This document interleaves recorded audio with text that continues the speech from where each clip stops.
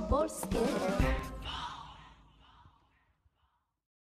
Kołysanka to jest taki tworek, kiedy dziadek próbuje uśpić do snu swoją wnuczkę. Był pisany troszeczkę na wyrost, ale już teraz wnuczka jest.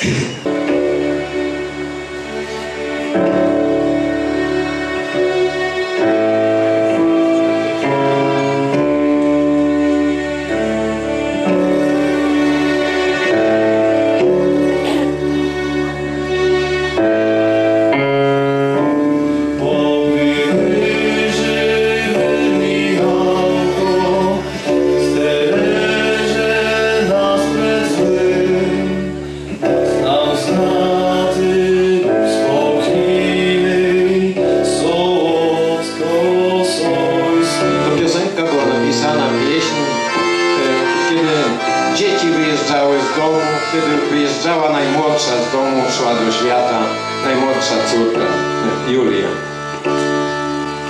A wyjdzie czas prощania i na zastara.